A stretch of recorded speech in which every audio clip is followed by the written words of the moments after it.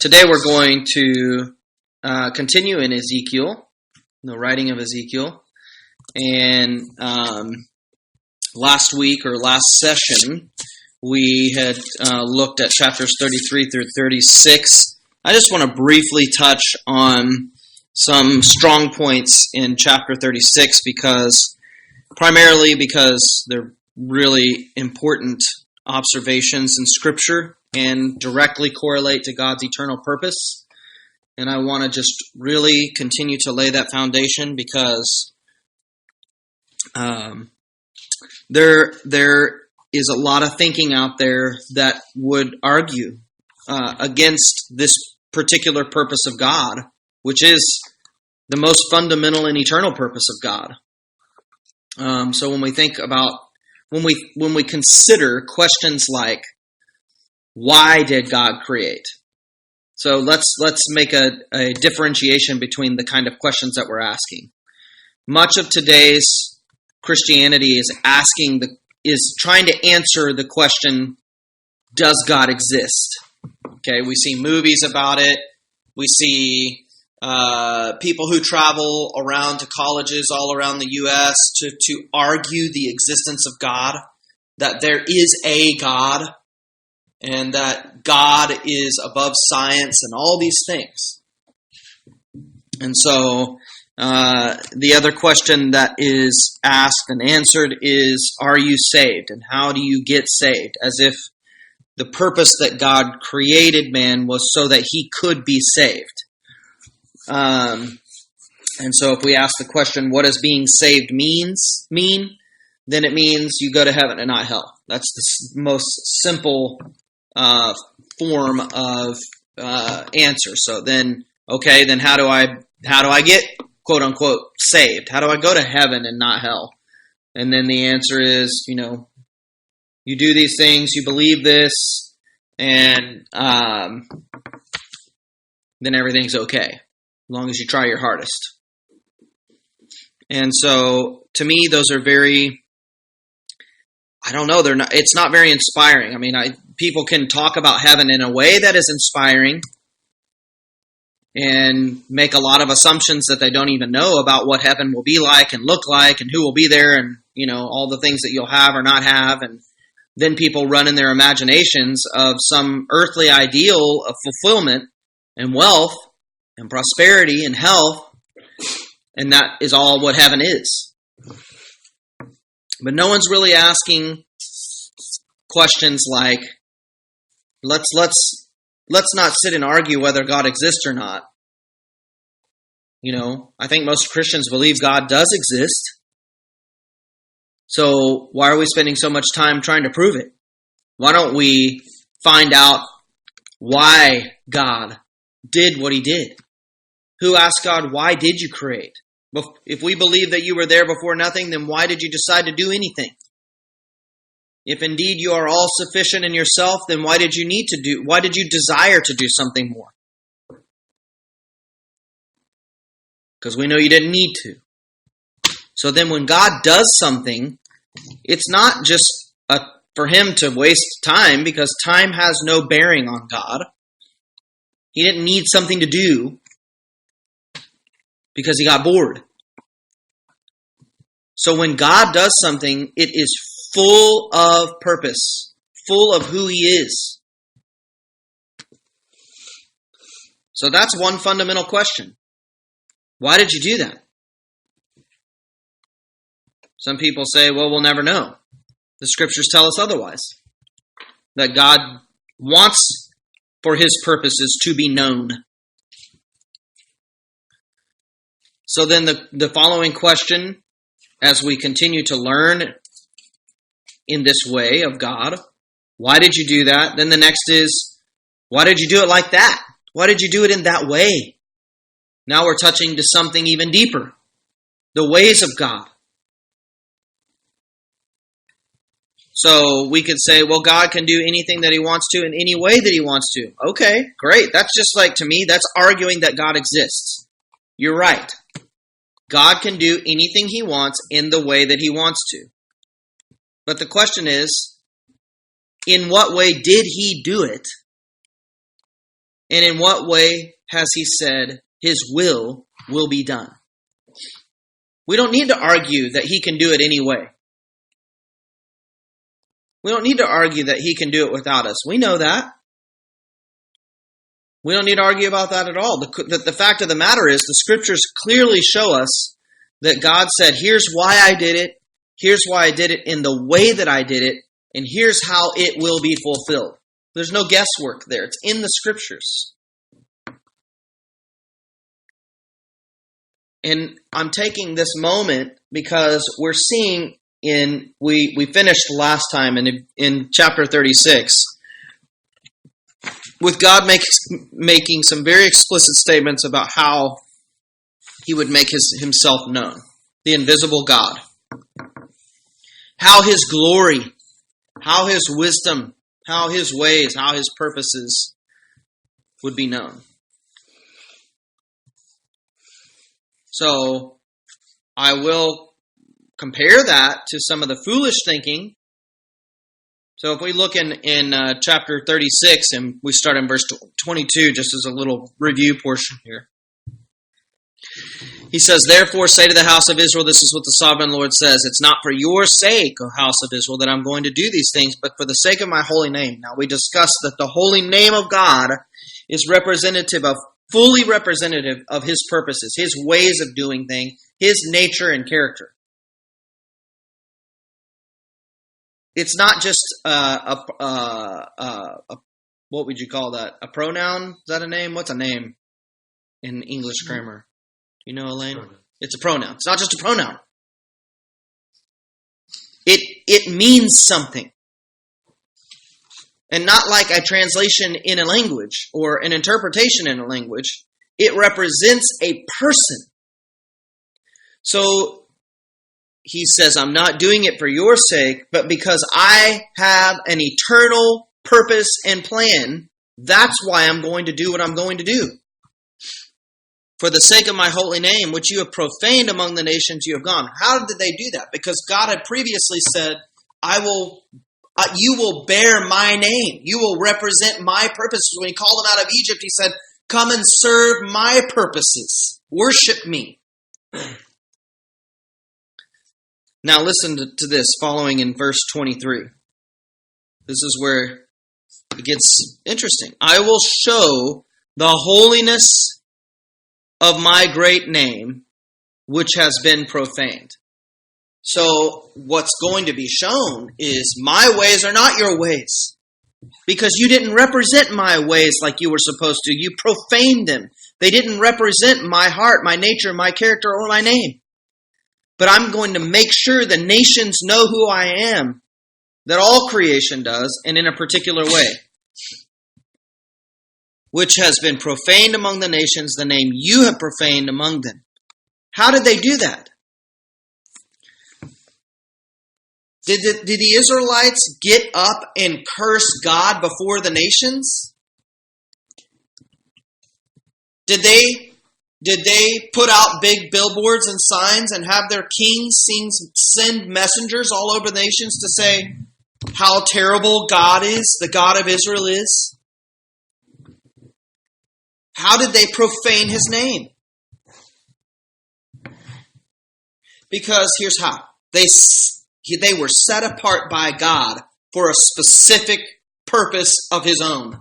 And he told them that, and he said, here is how you are to live. This is the way of life that you should have that will represent me to the nations. When people see your way of life, when they see the laws that I have given you, then they will know that you are a wise people, but more importantly, that the wisdom of God, that the glory of God has been made known through you. The invisible God can be seen through the way of life that this people have. But see, they didn't live that way of life. So he says, you have profaned my name. You haven't fulfilled the representation of my name. So they did the opposite. They were supposed to be representing God, but they represented something that wasn't God, even though they were called by his name, set apart by him, brought out of Egypt with signs and wonders, miraculously provided for. All these things. God said, I gave you everything that was needed in order for this way of life to be produced in you, but you didn't produce it. Instead, you represented something that wasn't of me, so you profaned my name. Then he says this, then the nations will know that I am the Lord, because I want to show you that God very clearly in Scripture, not just here, but in the New Testament, says how he's going to do things. Can God do it in any way that he chooses? Yes, but the question is, how did he choose to do it? He doesn't change. He doesn't shift and twist. He says, this is how it's going to be done, and that's how it's going to be done. Because he is all-powerful, he is sovereign, and he can choose how it does. The nations will know that I am the Lord, declares the sovereign Lord, when I show myself holy. Okay, God is going to show himself holy. Can we all agree on that? I think we can. But the question is, how? How is God going to do that? Well, some people say, well, you can never know. Let's continue to read. When I show myself holy through you before their eyes. Interesting, right? How are the nations going to see the holiness of God? It's explicit here. And it's mentioned in the next few chapters as well. Through his people. This is not an Old Testament only theme. Please, I'll refer here to Ephesians 3:10 when Paul is talking about God's eternal purpose and the God's people. And he says here in verse 10. Actually, let's back up. This grace was given to me to preach to the Gentiles the unsearchable riches of Christ and to make plain to everyone the administration of this mystery of God's purpose, of his eternal ways, which for ages past was hidden in God who created all things. So we're talking about why God created anything. Why did he do it? Okay, verse 10. His intent was that now, through the called out people, the manifold wisdom of God should be made known to the rulers and authorities in the heavenly realms according to his eternal purpose, which he accomplished in Christ Jesus our Lord. So the eternal purpose of God for man was accomplished. It was fulfilled in Jesus as the Son of God, Jesus Christ. But he says it's going to be made known to the rulers and authorities, not only through Christ's life, but through all of the set apart ones. Is that any different than what we're seeing here? I will show myself holy through you before their eyes. They will see my holiness. So he again reiterates in this chapter, and let's read 24 through 31, and then we will move into chapter 37. For I will take you out of the nations, I will gather you from all the countries and bring you back into your own land. So they're in exile. He says, I'm going to bring you back. This is a literal physical exile. This is also spiritual exile. Verse 25, I will sprinkle clean water on you, and you will be clean. I will cleanse you from all your impurities and from your idols. Verse 26, I will give you a new heart and put a new spirit in you. A new life. Born again. I will remove from you your heart of stone and give you a heart of flesh. And I will put my spirit in you and move you to follow my decrees and be careful to keep my laws. You will live in the land I gave your forefathers, what? That promised land. You will be my people, and I will be your God. I will save you from all your uncleanness. I will call for the grain and make it plentiful and will not bring famine upon you. I will increase the fruit of the trees and the crops of the field so that you will no longer suffer disgrace among the nations because of famine. You will be a productive people in a productive land. The promise that I have for you will produce fruit. Then you will remember your evil ways and wicked deeds, and you will loathe yourselves for your sins and detestable practices. I want you to know that I'm not doing this for your sake, declares the sovereign Lord. Be ashamed and disgraced for your conduct. You see, it was about their way of life. So chapter 37, the vision of the dry bones, was a prophecy, not just a vision, but also a prophecy of God doing this restorative work. What did the valley of dry bones represent? Well, verse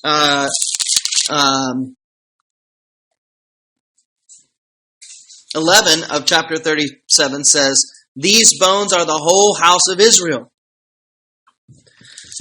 So what did he see? It says, he led me back and forth. The Lord brought me out by the Spirit. Chapter 37, brought me out by the Spirit of the Lord and sent me to the middle of a valley, and it was full of bones. He led me back and forth among them, and I saw a great many bones on the floor of the valley, bones that were very dry, long dead. And he said, Son of man, can these bones live?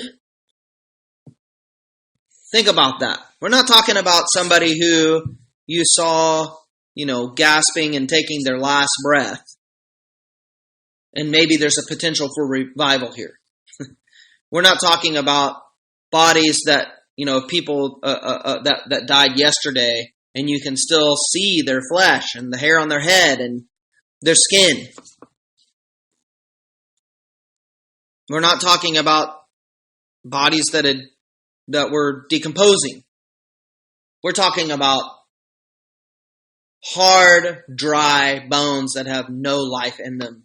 Even the marrow has completely dried up. God says, do you think these can live?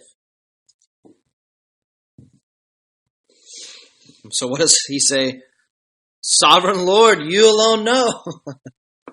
Then he said to me, prophesy to these bones. Prophesy to the bones. And say, hear the word of the Lord. So then he goes on to describe this, and the bones, took flesh, and they became a people, an army, even. And then after they were put flesh on him, as in verse 10, O breath, breathe into the slain that they may live. So I prophesied and commanded me, and breath entered them, and they came to life and stood up on their feet, a vast army. So then he said to me, Son of man, these bones are the whole house of Israel. What does this mean? Listen to what the Israelites say in verse 11. They say, our bones are dried up. Our hope is gone. We are cut off. True.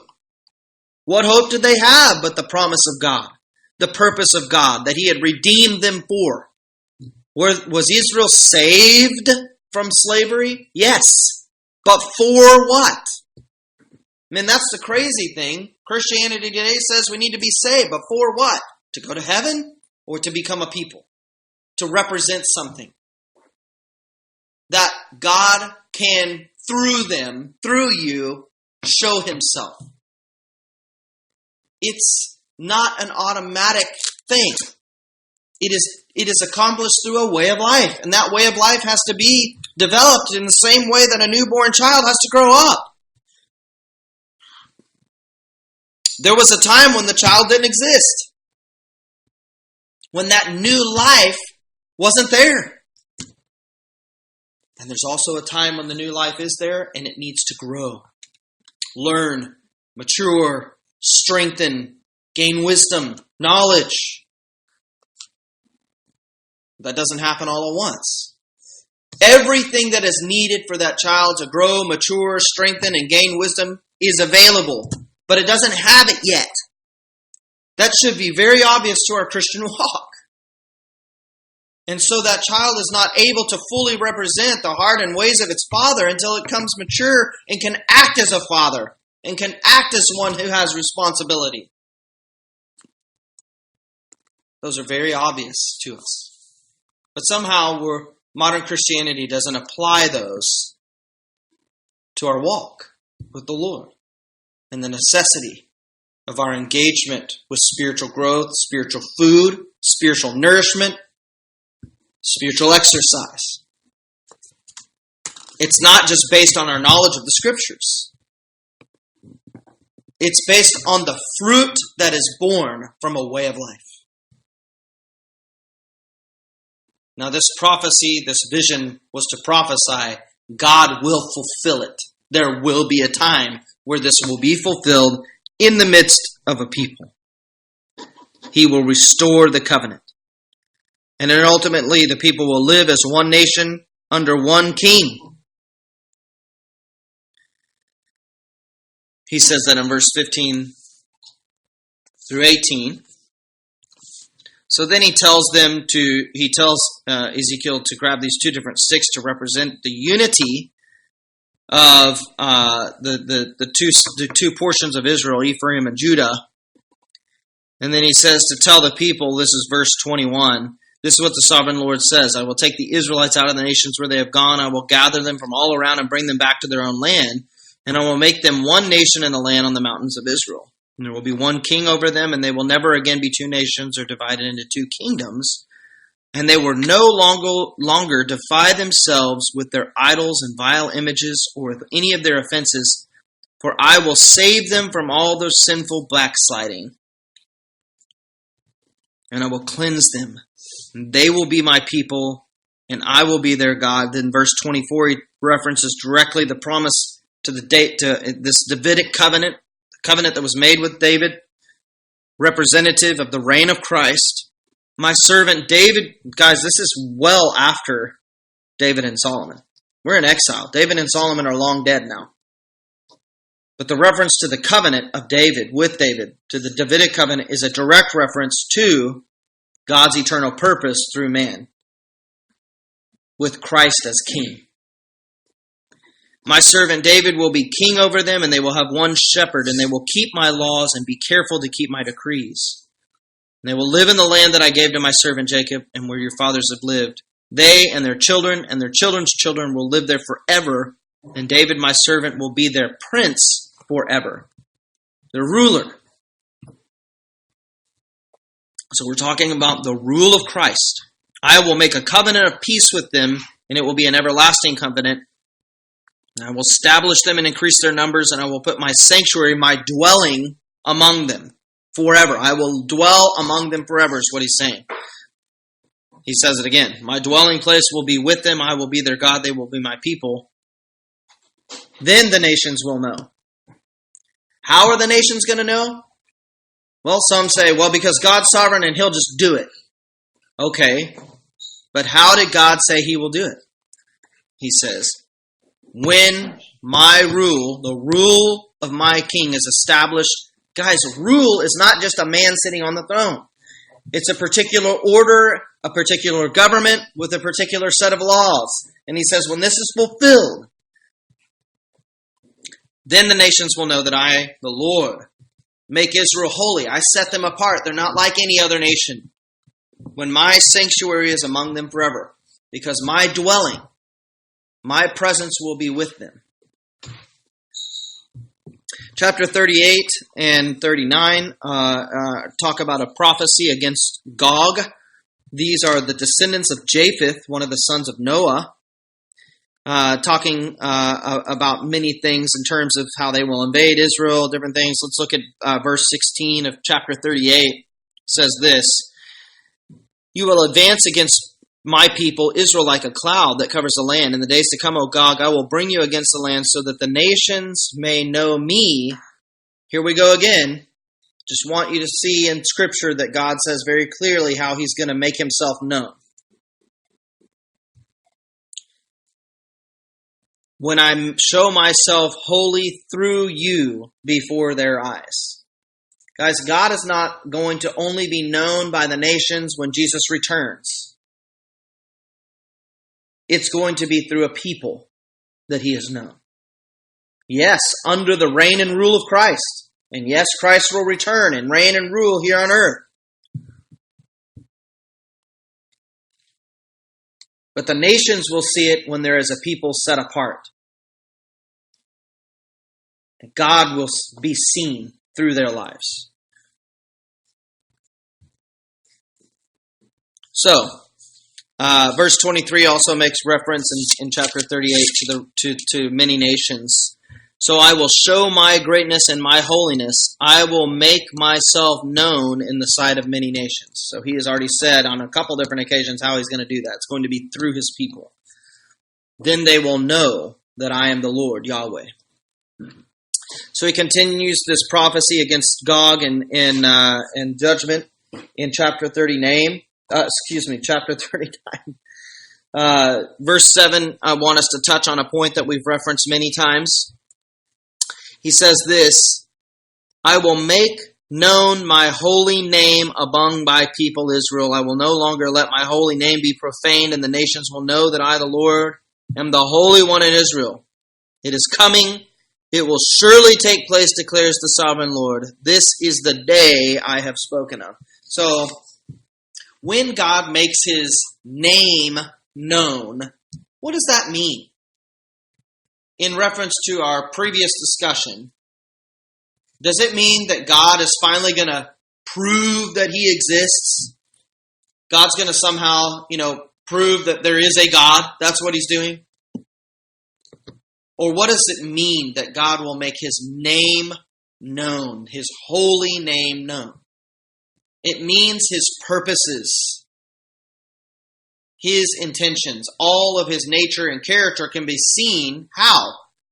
Through the way that he does things. Through the heart and the ways of his representation in and through a people. The scriptures here are making that very clear.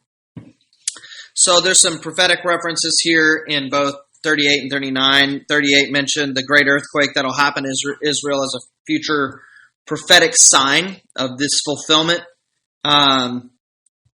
He also says that there's going to be, I found there's a couple of interesting verses. Verse 14 and 39 says that after this judgment comes to Gog, these surrounding nations, there will be men who are regularly employed to cleanse the land. And some will go throughout the land, and in addition to them, others will bury those that remain on the ground because there will be so many dead bodies. At the end of 7 months, they will begin their search. They will go through the land, and one of them sees a human bone. He will set up a marker beside it until the gravediggers have buried it in the valley of Hamon-Gog.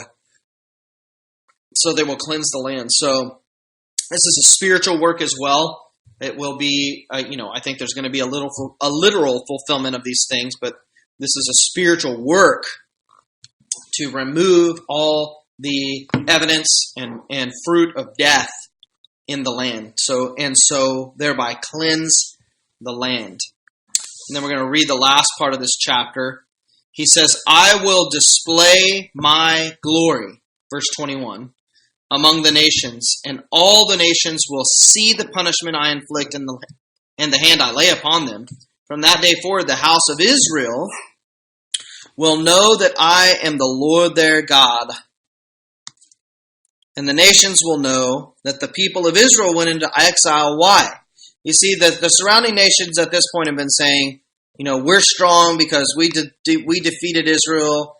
They had, this mighty God who delivered them out of Egypt and from many surrounding nations. But now the same nations have come against Israel and taken them over, and they've been destroyed. So God is careful to say, okay, here's why it happened. Why was Israel rejected by me? Why have I myself come against this people? So he said, they went into exile for their sin because they were unfaithful to me. So I hid my face from them and handed them over to their enemies, and they fell by the sword. I dealt with them according to their uncleanness and their offenses, and I hid my face from them.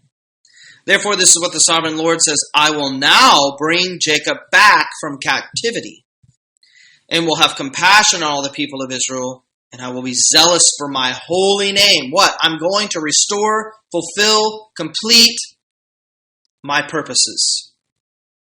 They will forget their shame and all the unfaithfulness showed toward me when they lived in safety in their land with no one to make them afraid. So he gave them everything, but they didn't produce what he wanted them to. When I have brought them back from the nations and have gathered them from the countries of their enemies, I will show here we go again, I will show myself holy through them in the sight of many nations. Yes, guys, I know I'm putting a lot of emphasis on these particular scriptures. They're so clear And as we have gone through the scriptures as a whole in the Bible, we are highlighting the thread of God's purpose. So not only what is God's purpose, but how is God going to accomplish his purpose? So I really want to nail down these fundamental things so that as we continue to develop in our understanding and maturity of what God's purpose is and how that impacts our life and how the purpose of God is fulfilled in our personal lives and in our lives as a people of God, that we have this foundation to stand on to know this is how God is going to do it. So that means that the implication is that there's a responsibility for us, that we are active participants in the fulfillment of God's purpose. So the old question of, can God do it without us? Well, yeah, but that's not how he chose to do it. We can't change his choice, even if what we believe about God means that he could have done it in another way. What this means simply is that he's not going to do it in any other way. He's going to do it in the way that he said he would. And if we believe so strongly in the sovereignty and all-powerfulness of God, then we have to follow his choices in the way that he chose to do it. I will show myself holy through them in the sight of many nations. Then they will know that I am the Lord their God. For though I sent them into exile among the nations, I will gather them to their own land, not leaving any behind. And I will no longer hide my face from them, for I will pour out my spirit on the house of Israel, declares the sovereign Lord. Chapters 40 through 42 go into a lot of detail about the new temple area, the east gate, the outer court, the descriptions of the temple. I will mention in chapter 43 and 44 the eastern gate. So here in 40, we see the measurements of this gate, and that's what we're following is the measurements of the various gates and courts of the temple, and then the rooms that are used for sacrifices, the rooms that the priests stay in.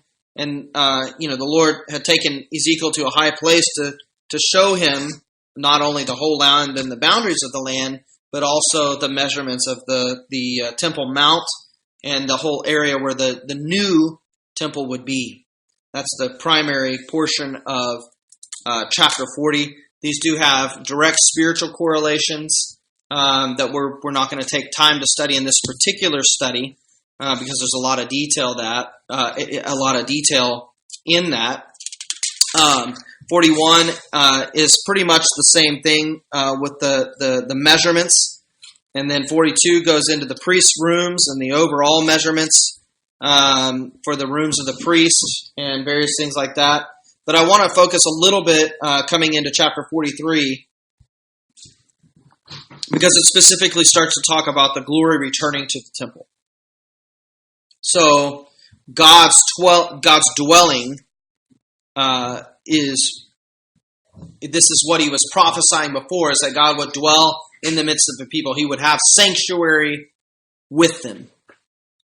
So 43:1, then the man brought me to the gate facing east. Okay, the gate facing east is a gate full of a lot of history. Okay, because it was the gate that Jesus passed through when he came through and the palms were laid down. It's the one that is referred to in Psalm 24. That says, that's the psalm that says the earth is the Lord's and everything in it. And then it also moves to say, who can ascend the mount of God? Who can ascend God's mountain? Who can come to this holy place? The eastern gate was the quickest approach to the Temple Mount.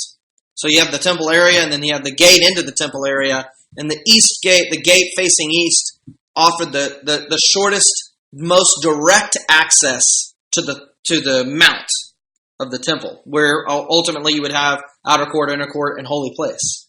Okay? And it was reserved. We're going to see here some instructions about what this is reserved for. The Psalm 24 ultimately ends saying this: open up ye ancient gates. What does that imply? That it was closed.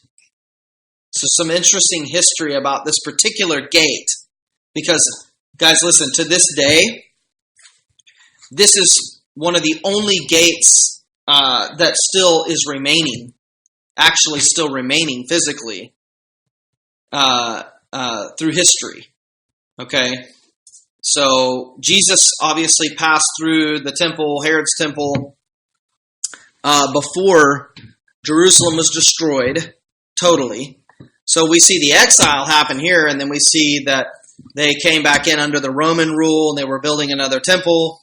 And then in 70 AD, the temple was completely destroyed. That was the destruction that Jesus himself prophesied about, saying that every single stone of the temple would be turned over. So, Jesus specifically said, not one stone will be left unturned. Okay, an interesting little archaeological tidbit. When the temple was destroyed by the Romans, it was completely destroyed. And remember, when they had built the temple, Herod had overlaid it with gold, so there was gold that had even gone into the seams in between the stones that they built it with. So they literally stuck wedges in and turned every single stone over. Why? To get the gold out. Every single stone was turned over. But the gates to the temple area, where some still were intact, and there are still portions of the former wall, that's what we see in Jerusalem there.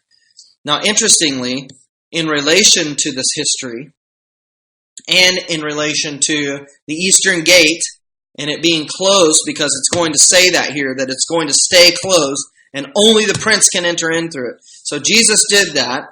He was the one that went in on Palm Sunday, but we have this gate that is representative of the human heart.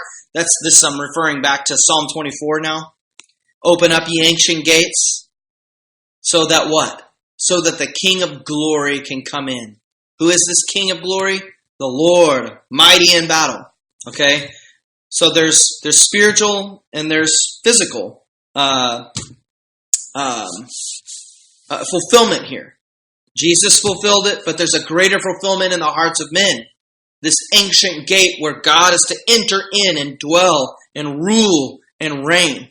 Now, another interesting archaeological tidbit about the gate that faces east, that's the Eastern Gate, that is in Israel, is that during the Ottoman Empire and the rule of the Ottoman Empire, the Muslims took over Jerusalem and ruled over it, and they didn't want they wanted basically for there to never be the worship of Yahweh again. And they knew that the Jews didn't go around dead bodies. Now, this is interesting in relation to the prophecy of the dead bones, too. But they actually, you can see just the top part of the Eastern Gate. And this one particular ruler in the Ottoman Empire, I had his name pulled up here. Let me see if I can find it. It was Suleiman the Magnificent in AD 1540. He had the gate sealed shut with 15 feet of cement. So it says that he likely became aware of the prophecies that predicted the Messiah's entrance would come through the Eastern Gate. So here's what he did. As a result, he covered it up with concrete and attempted to thwart Messiah's plans. And just in case putting concrete and sealing the entrance of the gate didn't work to thwart the Messiah's coming, the Muslims even built a cemetery directly in front of the gate, thinking that a Jewish holy man would never defile himself by walking through a Muslim cemetery. So literally, the gate is covered with bones. Pretty crazy, huh? And by doing so, they fulfill this very prophecy about the gate. So let's just read a little bit of this.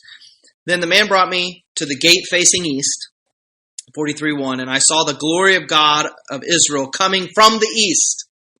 So it faces east, he's coming from the east, heading to this gate. His voice was like the roar of rushing waters, and the land was radiant with his glory. The vision I saw was like the vision I had seen when he came to destroy the city, and like the visions I had seen by the Kebar River. And I fell face down, and the glory of the Lord entered the temple through the gate facing east. Isn't that incredible? Open up ye ancient gates. Now this is talking about why would he need to enter in this closed gate of death that's representative of the human heart turning from the purpose and the eternal purposes of God. The same thing. Then the Spirit lifted me up and brought me into the inner court, and the glory of the Lord filled the temple. Son of man, verse 7, this is the place of my throne and the place for the soles of my feet. And this is where I will live among the Israelites forever. And the house of Israel will never again defile my holy name, neither they nor the kings by their prostitution and lifeless idols, their kings in high places. When they placed their threshold next to my threshold. In other words, man's own way of worshiping God. He said, you don't do that. That was detestable to me. So he says, let them put away these ways, and then I will live among them forever. So he says, show the temple designs to the leaders, and they will be ashamed of the way that they have been worshiping me. He goes on in the rest of that chapter to describe the altar, its measurements, and the sacrifices that are to be put on it. And then ultimately he says, at the end of these days, from that 8th day on, the priests are to present burnt offerings and fellowship offerings on the altar. And then he says, last verse of 43, then I will accept you, declares the sovereign Lord.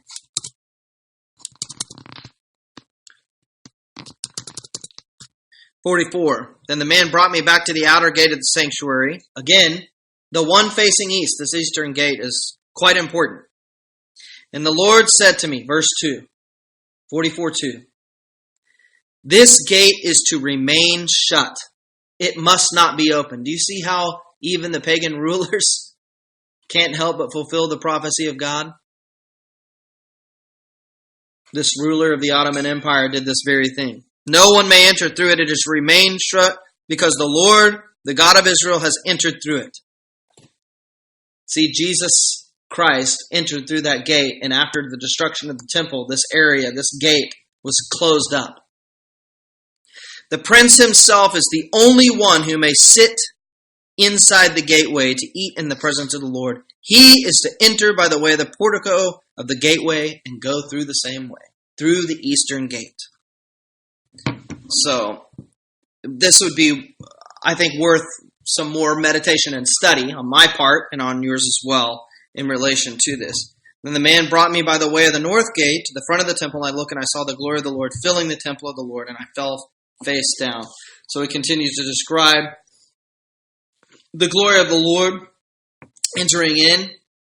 Then he talks about the former priests and how they had rejected God's purposes and his ways. He makes specific reference to, in the New Testament authors are very clear about this as well. Paul in particular saying that we are the temple of God. And this is the mystery. These chapters touch directly on the mystery of God's dwelling in man by the Spirit. So a few more verses in 44 that we're going to look at before we continue. Verse 9 says this. In the previous, he was talking about the priest here, the rebellious house of Israel, the things that they did that were detestable to him. And then verse 8, instead of carrying out your duty in regard to my holy things, you put others in charge of my sanctuary. This is what the sovereign Lord says. No foreigner, uncircumcised in his heart and flesh, is to enter my sanctuary. A direct reference to the cutting off of the old way of life, the circumcision of the heart. Not even the foreigners who live among the Israelites. Verse 10, the Levites who went far away from me when Israel went astray and who wandered from me after their idols must bear the consequences of their sin. So he said, they'll never be able to come into the holy place. So he says, I have sworn with an upland that they must bear the consequences of their sin. They are not to come near to serve me, verse 13, as priests or come near any of my holy things and most holy offerings. But there will be some priests who can, and that's verse 15. But the priests who are the Levites and descendants of Zadok, and who faithfully carried out the duties of my sanctuary, even when Israel went astray when Israel went astray from me. They are to come near and minister before me, and they are to stand before me to offer the sacrifices of fat blood, and declares the sovereign Lord. They alone are to enter the sanctuary and to come near my table to minister before me and to perform my service. When they enter the gates of the inner court, and he goes on to describe the clothes, the garments that they're to wear, how they're supposed to dress and look, and how they will serve as rulers, teachers among the people. So, moving on to chapter 45, and in another, so there's the divisions of land, and then in verse 9, there's another reference to the priests that have not shepherded God's people in the way that represent his ways. He says this is what the sovereign Lord, verse 9, 45:9. You have gone far enough, O princes, O rulers of Israel. Give up your violence and oppression and do what is just and right. Stop dispossessing my people, declares the sovereign Lord. Do things according to my ways. Represent me in all you do. All right?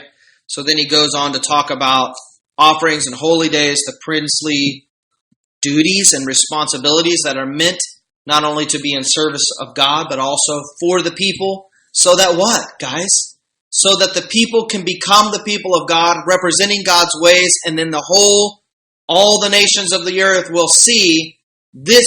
This is how they will know God, because they will see the righteous laws and ways of God being fulfilled in the midst of God's people.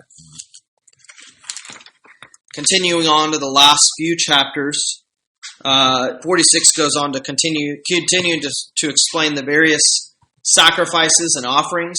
Again, these have spiritual significance, of which we're not going to touch on at that level of detail in this study.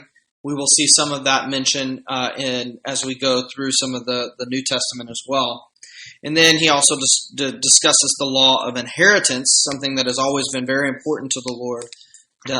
Throughout the generations, even from the early times of the patriarchs, we know that the birthright and the inheritance as sons of God was always very important and remains to be so from the Lord. Chapter 47, we'll read a few verses here, this description of the river and the fruitfulness of the land and the inheritance that the people receive. 47:1, the man brought me back to the entrance of the temple, and I saw water coming out from under the threshold of the temple. Guess where it's heading? Toward the east, for the temple faced east. So we're talking about the whole orientation of the temple in its design. The water was coming from under the south side of the temple, south of the altar.